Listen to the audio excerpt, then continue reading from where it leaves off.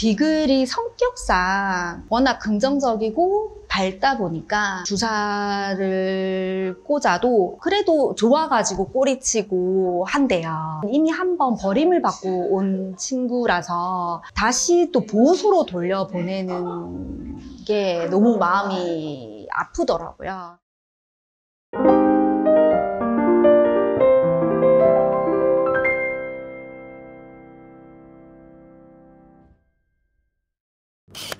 저는 지금 부산에서 커피 사업하고 있고요. 부산 전역을 강아지 2마리와 매일같이 산책하고 있는 김윤경이라고 합니다.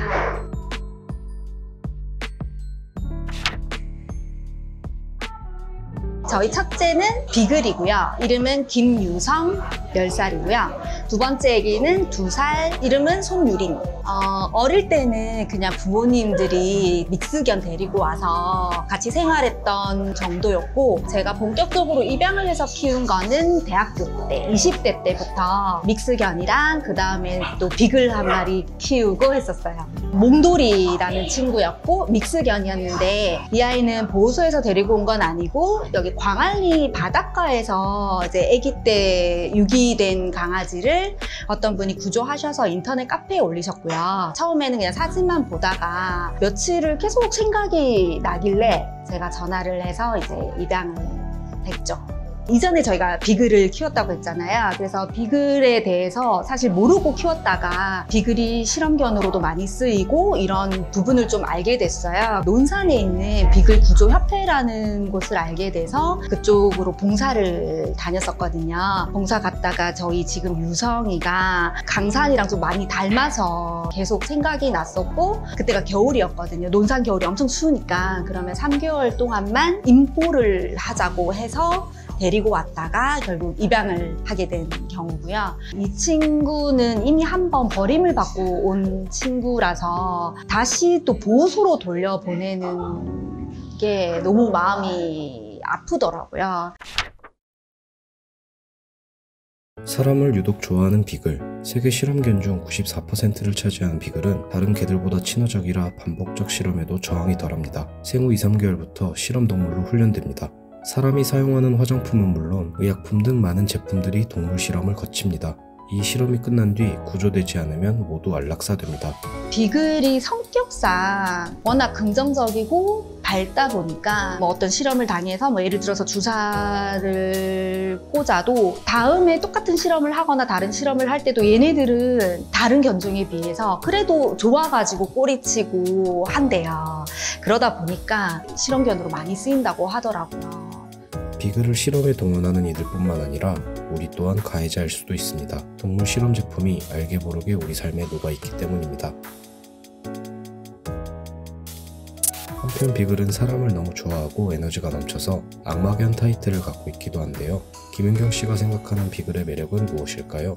아마 비글 견주분들은 다 똑같이 말씀을 하실 건데 정말 에너지가 진짜 넘쳐서 그때 강영욱 씨가 말씀을 하시더라고요. 이런 한국의 어떤 주거 형태랑은 맞지가 않다. 근데 대신에 얘네들이 엄청 낙천적이고 긍정적이고 진짜 밝은 아이들이라서 한 3년까지만 좀 그런 악마 같은 이런 활동을 좀 봐주시면 그 뒤로는 너무너무 행복을 주는 친화력이 정말 좋은 견종이 아닐까 생각을 합니다.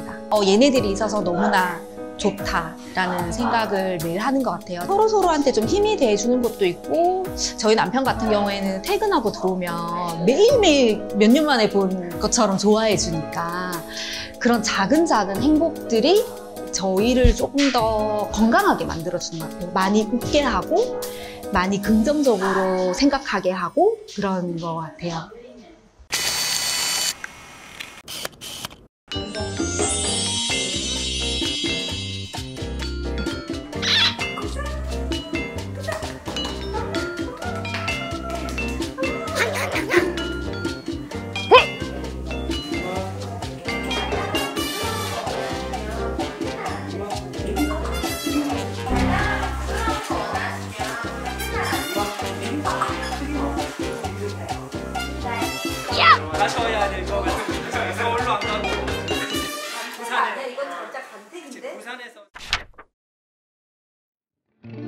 이제 예전에 저 친한 친구가 그 슈나우저 한 마리를 그냥 분양을 해서 키웠었거든요. 그 펫샵에서. 그래서 펫샵을 한번 갔었는데 잘은 모르지만 그냥 느낌적으로 좀 건강하지 않은 것 같다라는 생각을 했었어요. 애기들끼리 이제 이 작은 케이지에 있고 이런 것들이 보기에 너무 안 돼 보였고, 그리고 뭔가 그런 애들을 뭐 혈통에 따라서 가격대를 뭐 족보 있는 애들이라고 해가지고 비싸게 받고 뭔가 이런 게 좀 저는 반감이 생기더라고요. 아무래도 보호소 생활을 오래 하던 친구들이다 보니까 기본적으로는 좀 상태가 좋진 않아요. 그래서 제일 안 좋은 건 피부가 굉장히 두 마리 다 안 좋았고요. 그러니까 피부를 완치하는 데는 한 3개월 정도 걸렸던 것 같고, 또 소화라든지 이런 위라든지 이런 부분도 문제가 있어서 거의 매일 설사라든지 배변 훈련도 전혀 안 되어 있으니까 배뇨라든지 이런 부분 때문에 좀 힘들었죠.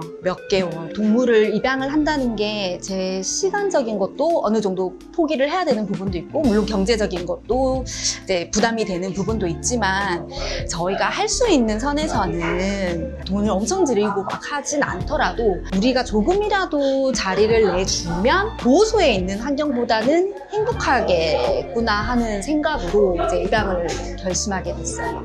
일단 사람하고 눈을 마주치는 것 자체가 좀 익숙해하지 않았고, 산책이란 걸 해본 적이 없으니까 그냥 코를 땅에만 박고 다니고 이렇게 했었거든요. 약간 남자를 좀 무서워하고, 손이라든지 지금도 몸을 만지는 걸 좀 싫어해요. 특히 손을 만지면 엄청 화들짝 놀라거든요. 그런 거 보면은 그래도 약간 엄한 주인분이 키우지 않으셨을까라는 생각은 하죠.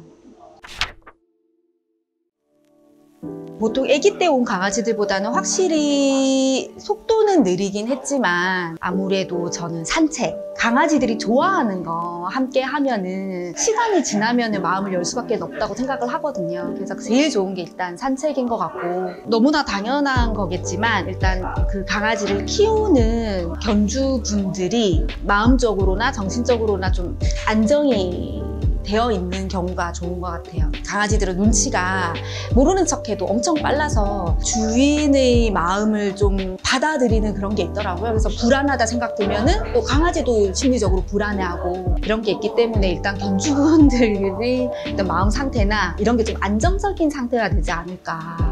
그런 분들 많잖아요. 혼자 있기 외로워서 아니면 무서워서 키우거나 이런 경우에는 이제 목적이 너무나 좀 나를 위한 거기 때문에 교감이 안 될 경우에는 또 얘한테 사랑을 못 줄 수도 있고, 그래서 어느 정도는 마음이 좀 편안한 상태여야지 그게 가능하다, 서로서로 교감하는 게 가능하다고 생각합니다. 이제부터 우리가 맞춰 나간다라고 시간적인 여유를 좀 가지고 생각을 하시면 좋을 것 같고, 중성화 수술이라든지 이런 거는 의무적으로 하게끔 되어 있거든요. 그래서 어떤 그런 기본적인 관리는 본인이 할 수 있는 경제적인 능력이 되어야 할 것 같고요.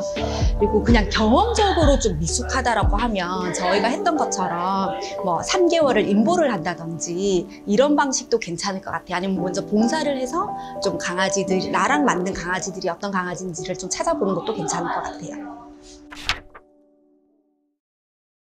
반려견 인구는 엄청나게 증가한 거에 비해서 유기견 보호소는 굉장히 열악하기도 하고, 포획을 한다고 하잖아요. 포획을 해서 보호를 하고 입양을 보내는 그 과정 자체가 아직까지 저는 투명하지는 않다고 생각을 하거든요. 그냥 뭐 안락사를 시킨다든지 아니면 뭐 개장수한테 판다든지, 그래서 조금 더 그런 투명하게 하는 건 필요할 것 같고요. 그에 따른 인력이라든지 시설이라든지 이런 것들도 좀 많이 늘어나야 될 거라고는 생각을 해요.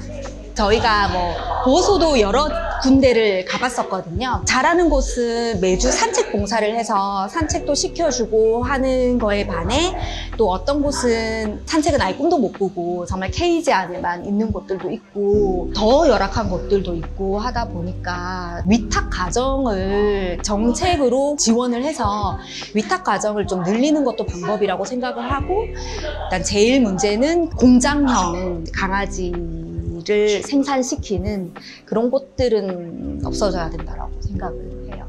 반려견 몇천만 시대 이렇게 말은 하지만 정말 그에 대한 법이라든지 환경이라든지 그런 게 아직까지는 좀 느리지 않나. 그런 부분들은 저희 같은 그런 개인이 할 수 있는 건 아니니까요. 정부에서나 그런 부분을 조금 더 시대에 맞게 만들어주는 게 좋지 않을까 생각을 하고요. 그리고 강아지들 키우시는 분들도 강아지 안 키우시는 분들도 마찬가지로 캣맘캣데디들도 싫어하시는 분들이 있을 수 있으니까 배뇨, 배변 잘 치우고 기본적인 그런 남에게 피해가 될 수 있는 거는 좀 서로를 위해서 안 했으면 좋겠습니다.